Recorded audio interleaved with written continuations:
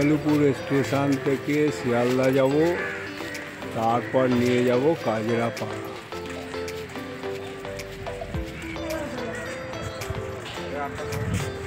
এই আসছে বজবজ শিয়ালদা লোকাল, এই লোকালে করে শিয়ালদার উদ্দেশ্যে। বেদে লোকাল 9:58, এই লোকালে করে আজকের আমি যাব হচ্ছে কাজরাপাড়া।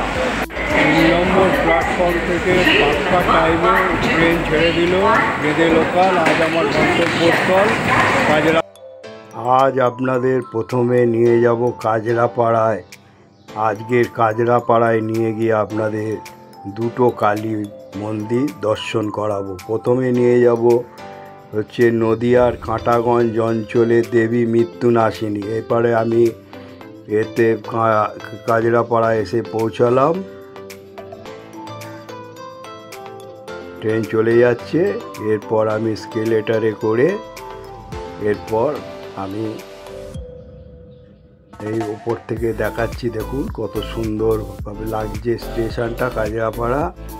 4 নম্বর প্ল্যাটফর্ম দিয়ে বেরিয়ে এবারে অটো করে আমি মৃত্যুনিশানী কালীবাড়ির উদ্দেশ্যে রওনা দিচ্ছি।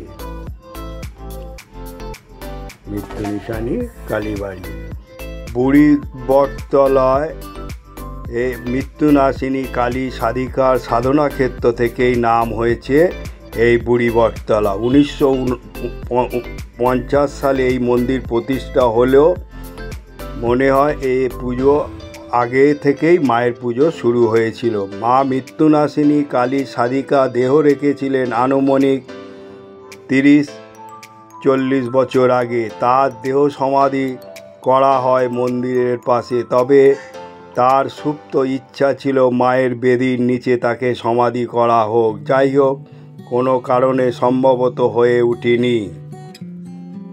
ভাগীরথীর পাড়ে বসে থাকার সময় উনি এক ভাসমান মায়ের ঘর দেখতে পান।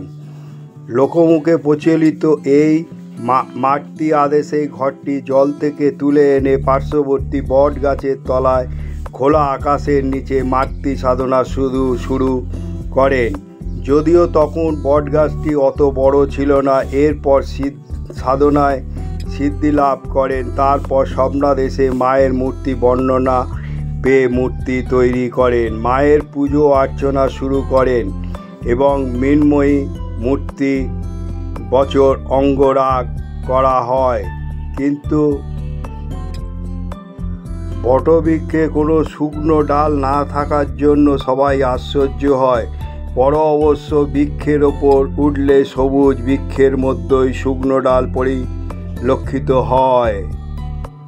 এই বটবৃক্ষের নিচে শীতলা মাতার বেদি আছে।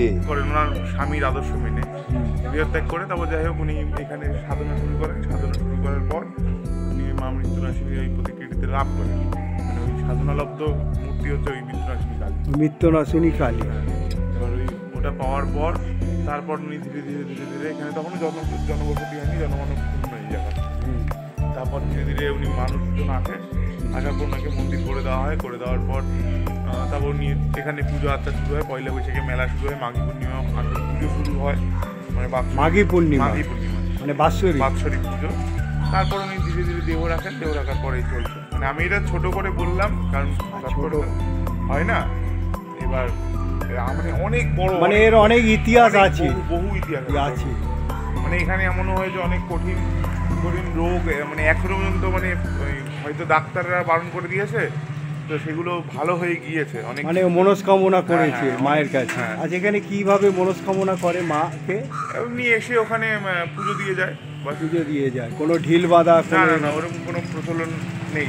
আপনি এই অঞ্চলেরই লোক তো? হ্যাঁ, আমার এই যে ও আপনার মানে খুবই কাছে। সেই আরও মানে ভালো করে বললেন। আপনার নামটা বলতে পারবেন? আমার নাম প্রীতম।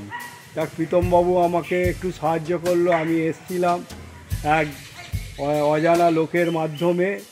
আমি এই বুড়ি বটতলায় আমি আমার ব্লকের মাধ্যমে ধরে থাকবো। এই বুড়ি বটতলা হচ্ছে বহুত পুরনো, আর এই বেদি বলছে কোনো ইতিহাস নেই। এখানে শীতলার একটা পবিত্র বেদি বানিয়েছে, সেটা আপনাদের তুলে ধরলাম। আর প্রীতমবাবু আমাকে বললেন এখানে এখানে একজন সাধক ছিলেন। যারা আছে তারা আরো ভালো বলবে। আমি আপনাদের এই মৃত্যু নিশানী কালী আশ্রমে এনেছি।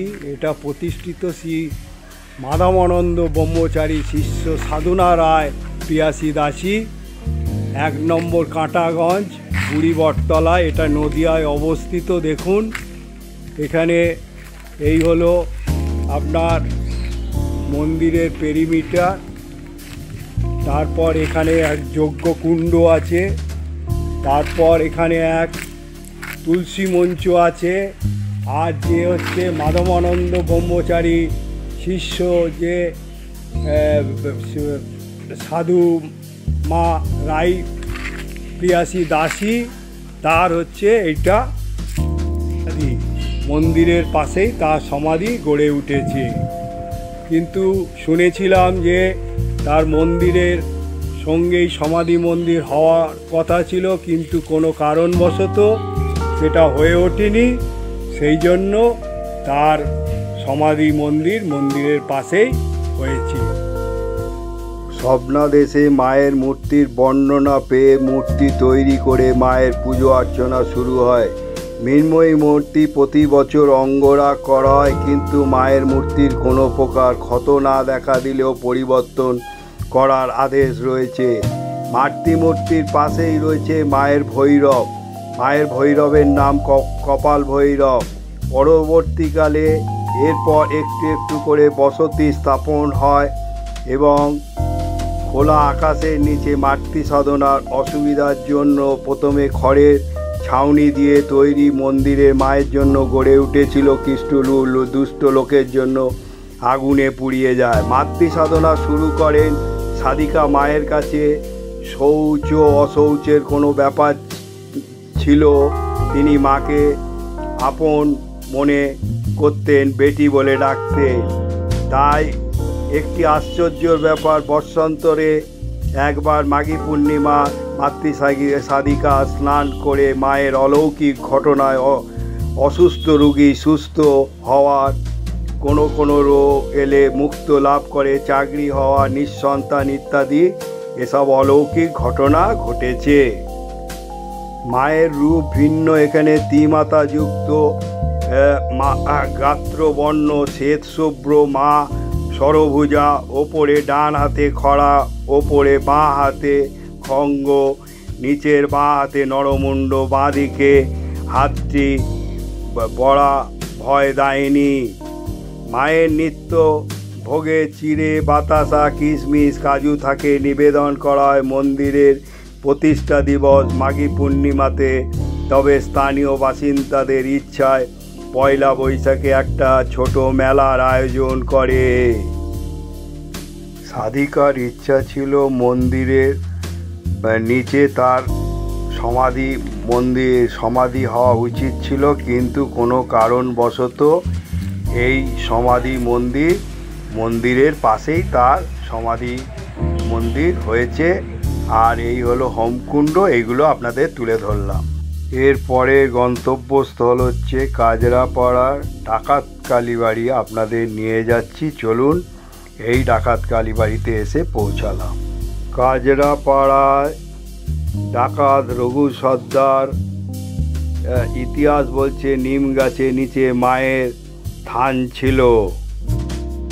ডাকাতরা মায়ের থানে সিঁদুর চন্দন চর্চিত করে পুজো করে ডাকাতির উদ্দেশ্য বের হতো, কিন্তু আজও সব বিস্মিত অতলে। 19বিংশ শতাব্দী 6 দশকের শেষের দিকে উত্তরপ্রদেশ থেকে গোরক্ষপুর থেকে এক পণ্ডিত ব্রাহ্মণ এসে এই জঙ্গল পরিষ্কার করেছিলেন।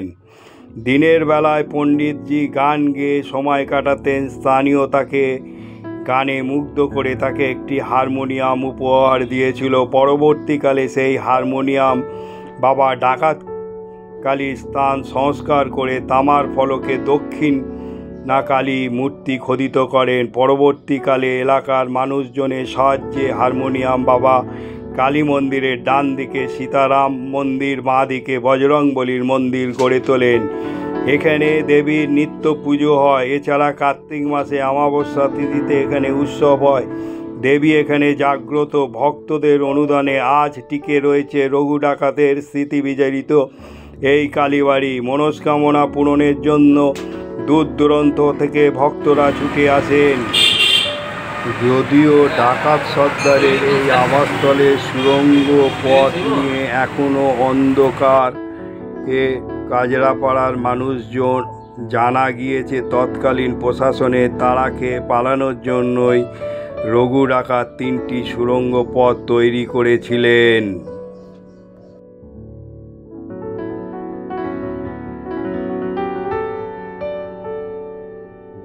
নর্মালি করে পুজো দিত। হ্যাঁ, আর কি আছে এখানে? কত 200 সুড়ঙ্গ বন্ধ হয়ে গেছে না?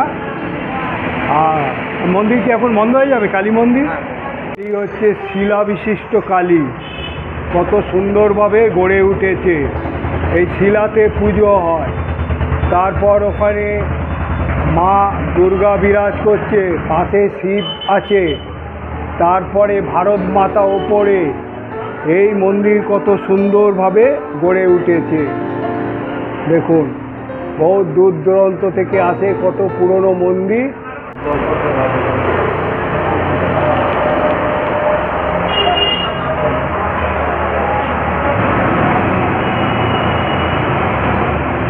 আজ আপনাদের কাজরাপাড়ার যে ডাকাত কালীবাড়ি আছে, রঘু ডাকাতে, সেই কালীবাড়িতে এনেছি।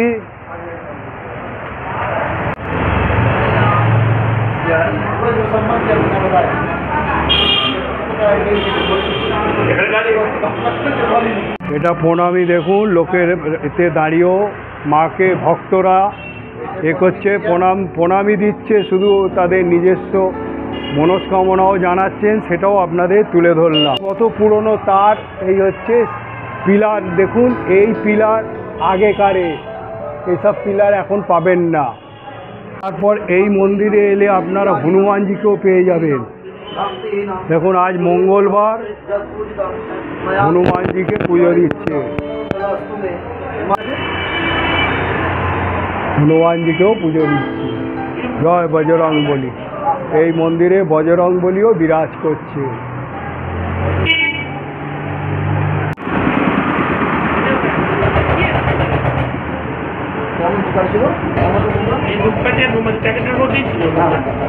এখানে গণেশ বাবাজিও বিরাজ করছে এই মন্দিরে।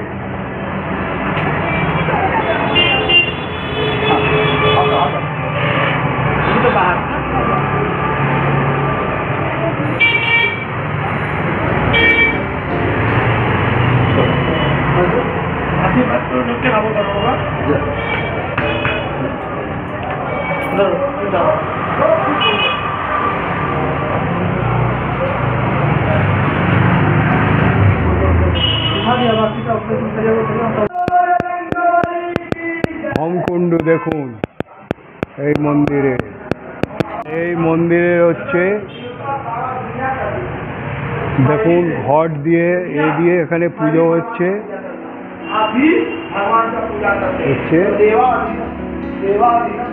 শিবলিঙ্গ এখানে বিরাজ করছে, বাবা নন্দীও বিরাজ করছে এই মন্দিরে।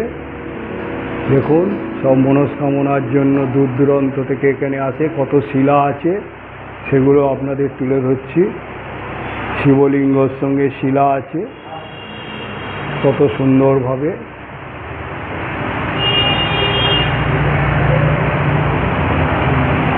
মন্দিরে আজকে পুজো হচ্ছে, পুজো চলছে। এই শিলাগুলো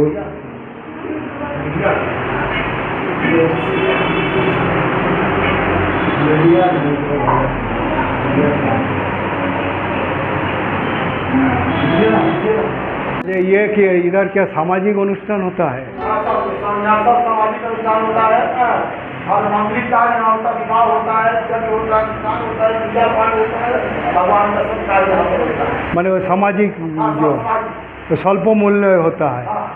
ठीक है, सामाजिक है, जो सामर्थ्य जिसको शक्ति है, जितना भक्ति है, उसके अनुसार तात्पर्य रहता है। ये सामाजिक मंदिर है बाबा का। सब लोग गतई काली मंदिर के नाम से विख्यात है। बहुत प्रतिष्ठित मंदिर है, बहुत विख्यात मंदिर है, बहुत पुराना मंदिर है। रघु डाकत का जब मंदिर है तो बहुत पुराना है। सही बात है। अब तो आपको मालूम है रघु डाकत के विश्वनाथ घाट है तो बहुत पुराना मंदिर है। हम लोग को तो ऐतिहासिक कहा जाए तो कचरापाड़ा का धरोहर ऐतिहासिक मंदिर है। इधर बहुत सा मंदिर है, इधर गिरी वाला एक साधु का मंदिर भी है। चलो বেল পড়েছে দেখুন এই বাবার মাথায় বেল, সেগুলো ভক্তরা সব মনস্কামনা করে ধূপ মোমবাতি দেয়, সেটাও আপনাদের তুলে ধরলাম। দেখুন চূড়া বিশিষ্ট কত পুরনো মন্দির, তার কাজ দেখলে বোঝা যাবে এত সুন্দরভাবে গড়ে তুলেছে এই মন্দির।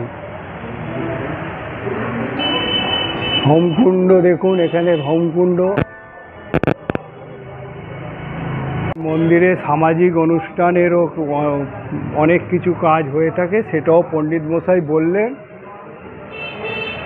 এই মন্দিরে সামাজিকও কাজ হয়, সেটাও আপনাদের তুলে ধরলাম। বহুত পুরনো মন্দির।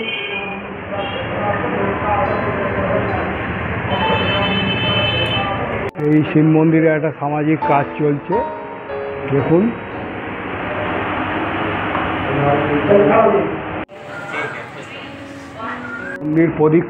মন্দির প্রদক্ষিণ হয়ে গেল আমার। সাজিয়ে দেখুন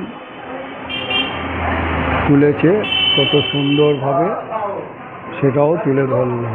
পুরনো মন্দির হলেও দেখুন রিমডেলিং করে তুলে ধরেছে এই মন্দির। এই মন্দিরে মহাকালেশ্বর জ্যোতির্লিঙ্গ একটা তুলে ধরা হয়েছে দেখুন।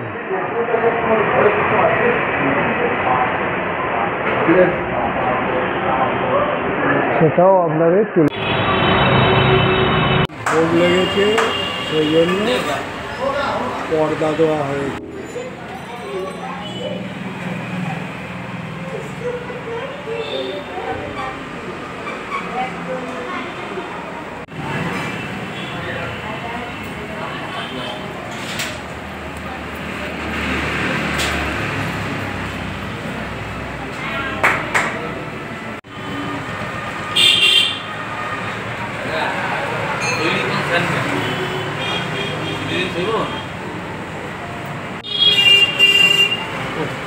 নমস্কার বন্ধু, আজ আপনাদের কাজরাপাড়ায় এনে দুটো কালী দর্শন করালাম। প্রথমে হচ্ছে বুড়ি বটতলার মৃত্যু নিশানী কালী মন্দির, তারপর রঘু ডাকাতের কালী মন্দির দর্শন করালাম।